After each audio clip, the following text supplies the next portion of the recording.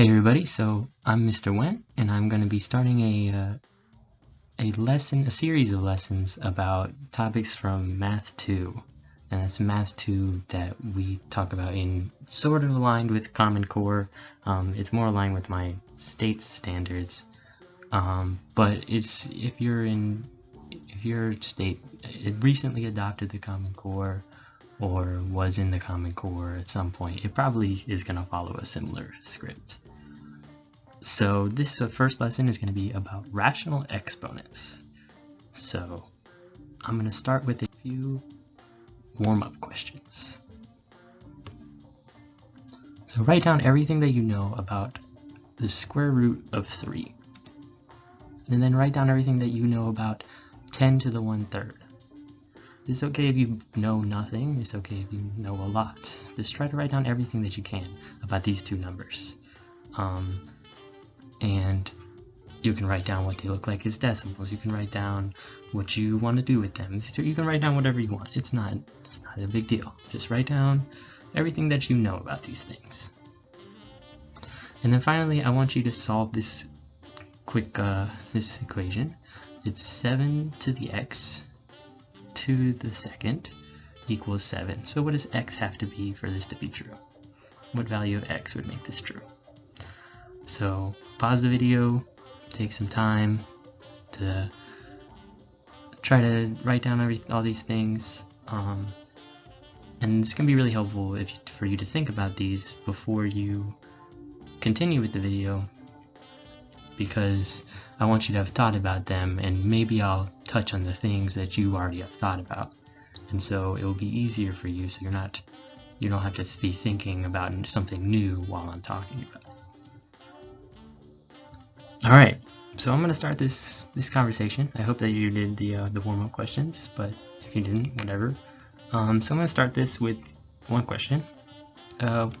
What is a square root? This is kind of a weird question, because honestly, mathematicians made up square roots. They're not like a real thing. Like, they're just something that you can do. You just take the square root of something. And mathematicians would like to do this all the time. Long ago, the Babylonians were like, what if we just, you know how when we multiply 3 times 3 and we get 9? Well, what if we did that like backwards? And then they did. And then the ancient Indians were like, well, you know, what if we did that but with 3? So like 3 times 3 equals 9, and so 9. So like doing that backwards, you get 3 times 3. So what number do we have to multiply by itself to get 3? And they figured out it was about 1.732 times 1.732 is about 3, which was, you know, close enough for them. It doesn't, if you type that in your calculator, you'll realize that it's not exactly 3. It's like a little bit less than 3, but it's pretty close. It's close enough. It was close enough for the ancient Indians. But then the ancient Greeks were like, we actually can't calculate these exactly. They said that if you take the square root of a number and you don't get a nice number out of it, if like square root of 4 gives you 2, but the square root of 2 doesn't really give you a nice number. The square root of 3 is not going to be a nice number. And we call those irrational numbers. The square root of any non-perfect square is an irrational number. And if that sentence didn't make any sense to you, that's okay. Just know that it's going to be weird numbers that are going to be like 1.732 blah blah blah blah blah. And it's going to keep going on forever. And then finally, not finally, because obviously we're still doing stuff. In around 200 BC, the Chinese in the Han Dynasty were like, well, even though we can't get it exactly, we can still talk about them as exact values, and we just got to come up with some kind of symbol for them. So that's what we did.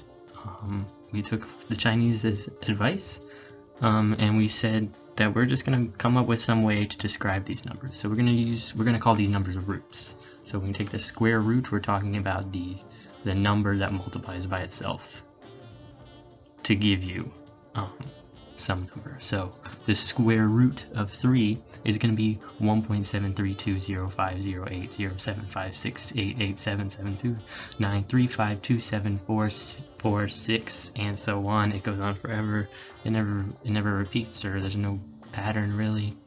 But we know that that number times itself is going to equal 3. There must be a number multiplied by itself that gives you 3, and we found sort of what it is. This isn't the exactly because it goes on forever. But if we want to talk about the exact number, we want to have some way where we don't have to write down an infinite number of numbers. So we use this weird check symbol, the Vans. It kind of looks like the Vans symbol, and it's called a surd. But we know that when we have this surd 3, we have what we call root 3, square root of 3. We know that that describes this number 1.73205008, and so on.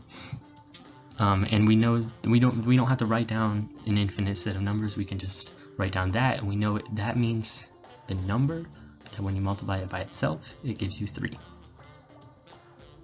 So square root of 3 is just the number multiplied by itself that gives you 3.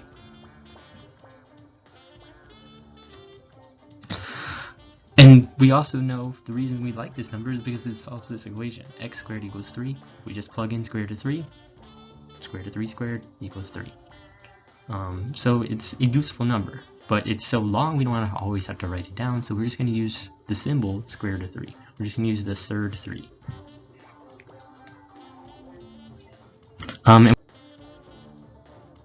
And we can do this for any root. Not just square roots, but cube roots or fourth roots. So if we want to talk about a number that multiplies by itself 3 times to give you 10, we can just write cube root of 10 or third root of 10. That's how you read this symbol. 3 surd 10 is cube root of 10. And it's that just describes whatever number it is that you multiply by itself 3 times to get 10. I don't really know what that looks like as a decimal. It's like 1.2-ish, or sorry, 2.1-ish, but who really cares? Like, it's not that important what the decimal is.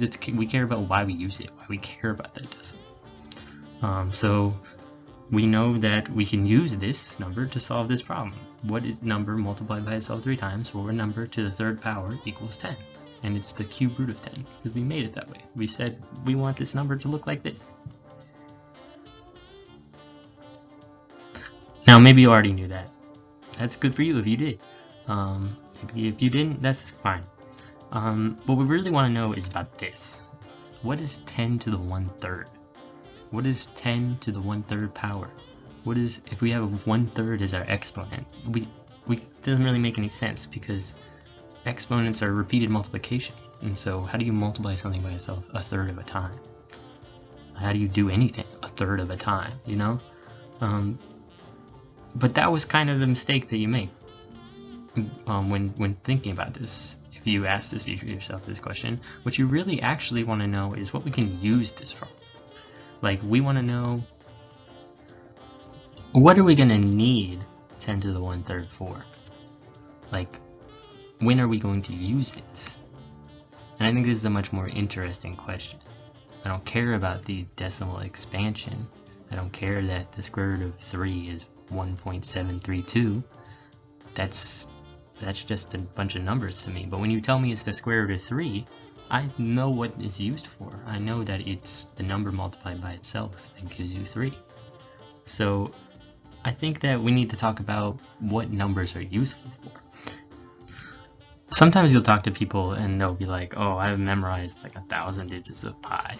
And I'll be like, oh, that's really interesting. You like know so many digits of pi. Like, I only think I know 3.141592.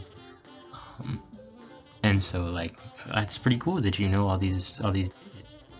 And then when you ask them, so when you use pi, they're like, circles? And you're like, so you know all the digits of this number, but you don't know when you're going to use it? You don't know what it's useful for? You don't know, like, the importance of it? And then you come to me and you're like, when are we ever going to use this?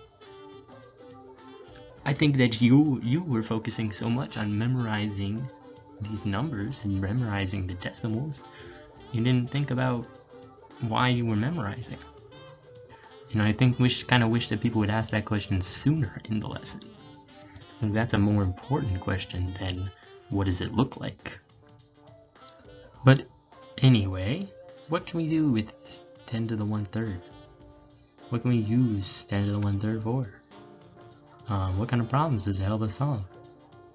Well, let's just try some things. Let's start using it. The first thing that we did was, we were talking about multiplying stuff by itself before, so maybe that's related. Let's try multiplying it by itself. 10 to the 1/3 times 10 to the 1/3 is 10 to the 2/3. If you'll remember that when you multiply two exponentials with the same base, we add their exponent.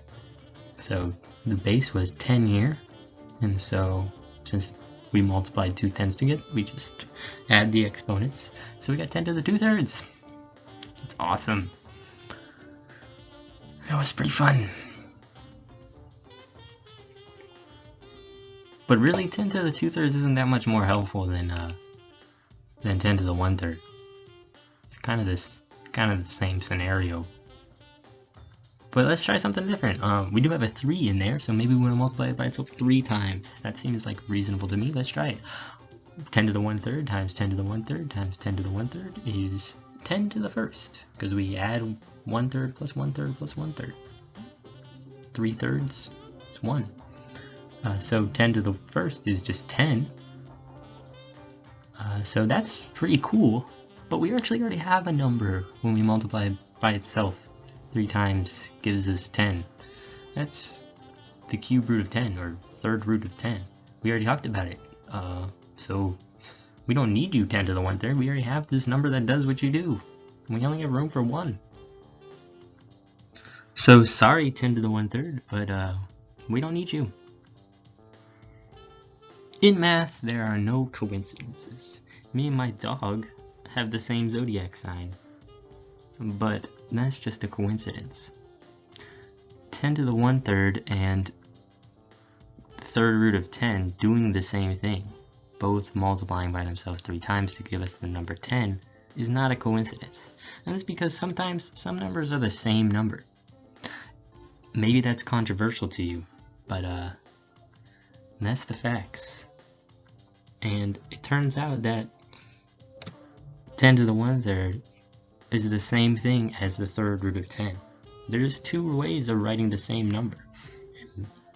It's still that number 2.1 whatever, but I think these forms are a lot more useful and tell a lot more of a better story than 2.1 whatever. And they both satisfy this equation, x to the 3rd equals 10. So here's the point. Some numbers are the same number. And this is true about rational exponents.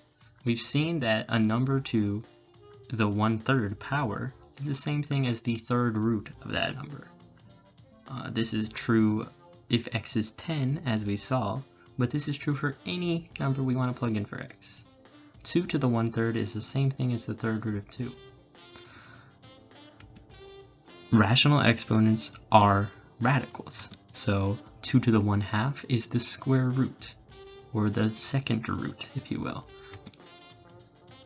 X to the 1n, 1 over n, is the nth root. So whatever your fraction is, the denominator is the root of your fraction, of your radical. And so these numbers are the same number. They can be used for the same things, and so they're the same number. So we want to plug in numbers to them, we'll get the same number. So let's see that in an example. We've talked about it. So let's see, for the last question, there are 2 ways to solve this. There's actually more than 2 ways, but I'm going to show you 2 ways.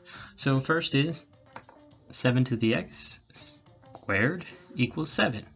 That was our thing. So what we're going to do, we'll just multiply the exponents. When you have 2 exponents, you can just multiply the exponents.